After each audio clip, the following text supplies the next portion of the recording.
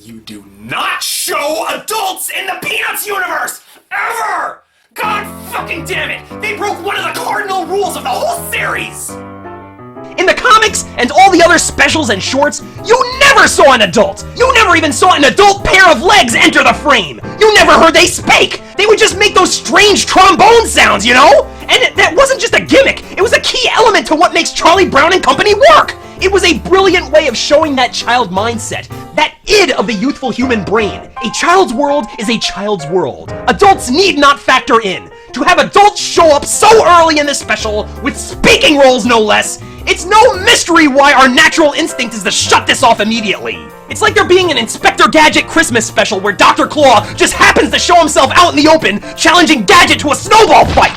You've all out armpit fucked the idea. And I know what you're thinking, viewers, my lovely, smart young viewers. You're thinking, how could they tell the complex story of the first Thanksgiving without showing pilgrims and Indians and the like? Well, the answer to that is one of two options. Number one, you get creative. You have Charlie Brown and Company reacting to what is going on. You have they describe the hardships of the Mayflower voyage as they happen off screen and twist they into amusing bits. Maybe, just maybe, if you absolutely have to, you show a pilgrim or an Indian. But you cut them off at the head. Don't you go showing faces, because that's breaking an integral Peanuts rule. Do it Nanny style, like the Muppet Babies. Everyone loved Nanny with those green striped socks and all. Or how about this, even better? You take a page from the Charlie Brown Christmas special. You make it a play. Have Charlie Brown play Miles Standish, and have all the other characters assume roles of crewmen and Indians alike. How fuckity-fuck charming would that be? Come on, that literally took no thought at all. What the heck is this special? And then, there's option number two, perhaps the preferred method of fixing this. You don't do it. At all! Why do we need a second Thanksgiving special? Just don't do it! At all! In fact, the more that I think about it, this is merely 1/3 of the problem with this special. Why it makes such a horrific first impression. The second problem is the soundtrack. Where is the Vince Guaraldi Trio? It is a Charlie Brown staple from the very beginning! Okay, this is a later special created in the year 1988. The Vince Guaraldi Trio is no more. But you have two options here. You either A, you go through the trio's long catalog of instrumental jazz and you use that, or B, go with something comparable. Instead, this special uses the music of Ed Boggess, a fellow I remember from the Garfield specials. I'm not gonna dog on his work, this is actually a very fitting soundtrack for what is going on screen. But it is not Peanuts. It's more like Walnuts. Just as a side note, it is the music choices I fear most about that new Peanuts movie that's coming out. The sight of Charlie Brown dancing to modern-day urban contemporary music makes me want to bash my head in with a rock. So wrong. And the final problem is the goddamn art. Does this look at all like something Charles Schulz would draw? Fuck no! Every other special I have seen has been pretty adept at replicating Schultz's trademark scribbly comic style. This?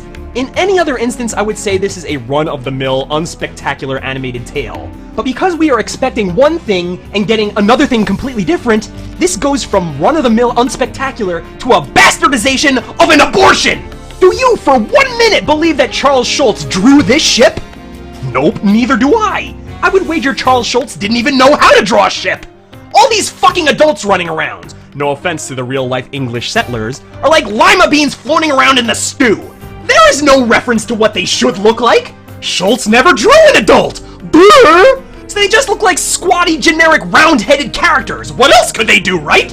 They're damned if they do, and they didn't care, they just went ahead and did. Stupid-ass shit! Now, we all know the real-life tale of the first Thanksgiving. It's a tale we've heard in school since kindergarten. But how much do you really know? I'm almost ashamed to admit this, but Charlie Brown and the Mayflower Voyagers taught me a boatload of info I had no idea about. Pardon the pun. With Charlie giving non-stop rapid-fire voiceover, this tells the story in almost painful detail. I had no idea that the Pilgrims had to get in and out of the Mayflower so often, and sail to different parts of the continent. I hadn't a clue that a strut burst while traveling which they needed to jerry-rig a makeshift winch to repair. I never ever knew that the colonists considered so often heading back to England to cut their losses. Hell, they even go to a step-by-step description of the Wampanoag farming techniques. Wrapping seeds in dead fish? Maybe I should try that. Maybe my plants wouldn't drop dead on me all the time. This special is like the Cliff Note version of everything you need to know. Yeah, a lot of what Chuck says is an info dump. Yeah, if you were to test me on the minutia of this tale, chances are I would fail because it's just too fast and there's just too much to digest. But it cherry picks all the most important bits and shows them happen. And the imagery says its piece and makes its impression. Now yes, this was an arduous journey wrought with many hardships. People actually died on this journey. Death! In a Charlie Brown special. Obviously, this is primarily a special made for children, so you can't go showing such gloom and doom, but at the same time, it doesn't soft-shoe the issue. Charlie Brown will flat out tell you in his narrative when there are casualties, but the special will only show you so much. On top of all of that, it goes into some grisly details that maybe it could have realistically skipped. When it comes to things like seasickness or the foul stench within the bowels of the ship, this special refuses to let you forget the poor conditions the Pilgrims had to endure. To me, these are great little details, and it does so in a G-rated style which is safe for all audiences. Of course, I am completely overlooking the fact that they normally play this special on the day of Thanksgiving, usually at dinner time. This subject matter isn't exactly the best companion piece for turkey and giblets. Now this is all well and good, but when telling such a sordid tale of human despair, how does one cram in the humorous characters of the Peanuts universe? There is no answer to that question, for it's an impossibility. I honestly don't know how this idea got past the planning stages. It's just a match made in hell. Not only is the Peanuts gang a comedy act, but a very specific type of comedy. One which plays off the innocent, trivial lives of children and relates they to adult problems. In this particular instance, the problems happening with these poor, sick, starving children are pretty far from innocent. In fact, they're well past traumatizing! To make light of these problems would be like literally spitting in the faces of all those who died upon this voyage. So, what to do? They have no choice but to throw out the series' clever, smart alecky manner of joke-telling in favor of the most inoffensive, neutered, unfunny humor, within their own private bubbles which have little to nothing to do with the overarching story. The classic characters we know are given no wiggle room! Besides Lucy Van Pelt's bossiness, there's not a shred of personality amongst our main cast. Marcy is not allowed to be a square! Peppermint Patty is not allowed to be her tomboy self and creep on Charlie Brown! Linus is not allowed to be an overly religious basket case! And Charlie Brown is not allowed to be a blockhead! Good grief! Going hand in hand with the pussification of these characters is the monotone voice acting. Now, I have gone on record to say that the Peanuts universe's lack of tone inflection can be looked as a giant positive. These are child actors playing child roles, after all. And when you boil it all down, even though their adventures may be portrayed as major drama, the hard truth is that they are little kids with little itty-bitty problems, and embellishments are being made. That's why I buy the low energy approach, because in the long run, not a whole lot is really happening. And this is how real kids would react. I even buy that approach for Race for Your Life Charlie Brown. Yeah, they're shown to be in some life or death situations, but who's to say this isn't an exaggerated tale from a child's imagination?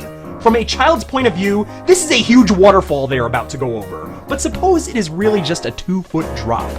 If that makes me more comfortable as a viewer, then so be it. But this is a real-life situation, an event taught as fact in history books! And to have the Peanuts gang speak in such a blasé tone as everything around there is just going to shit just opens up that divide even more. Listen to this! Do you think we're all going to die? We have to have faith, Charlie Brown. I'm really scared. It seems we're losing 1 or 2 people every day. No! That is not how you would react! If Charlie Brown were really there, you know what he would be saying? This is horseshit! This is some serious drama here, and it calls for serious drama out the characters, no matter who the characters in question are. Take a cue from the other voice actors here.